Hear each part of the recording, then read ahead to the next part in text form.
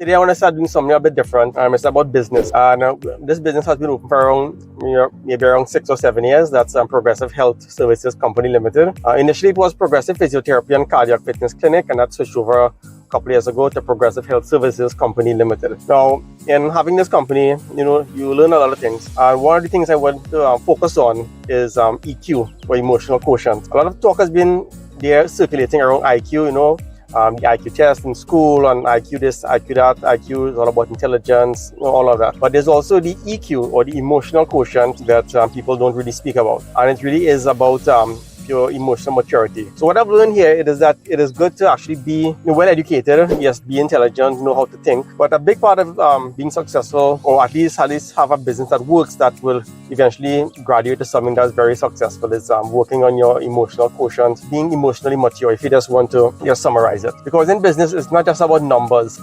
revenue, input, output, costs, profits, losses. It's a lot more than that. A business really does eventually boil down to people, how you interact with people. Because who are you selling to? People. Even the inner workings of the business, you have to deal with people, your staff as people.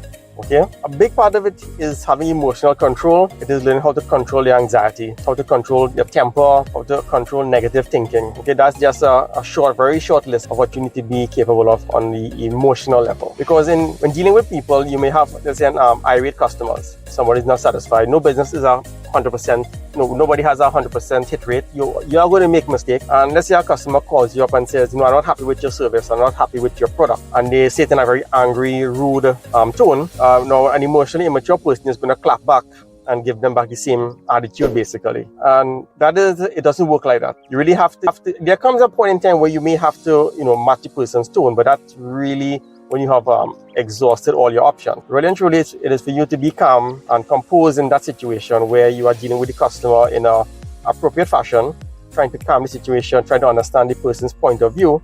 While the person may accuse you of certain things, really beat on your ego, you still have to maintain your composure in dealing with that customer. Okay, so that's a very short summary as where that is concerned. But what about the inner workings where your staff is concerned? Your workers, the administration staff. What tends to happen sometimes is that people do have disagreements. You may start fighting between staff members, and and everybody has their demands, everybody has their expectations. And again, too, it is not for you to match an angry attitude or an angry tone with your own angry attitude. You have to, again, be calm, collected, learn when you should or should not make spot decisions. Because in the heat of, in a heated emotional state, you would tend to make really bad decisions. And there's something you may have to live with because of that bad decision. So again, too, it's all about being composed, collected. Emotional maturity is very important when you have your own business. Yeah, I'm not saying don't learn about accounting and marketing and these things, but you have to understand it's really more than just the numbers. It's really more than the textbook. It is really learning how to deal with people. Again, the customer as well as the staff on the inside, for starters. Okay, so that's just my take on business from the emotional maturity point of view.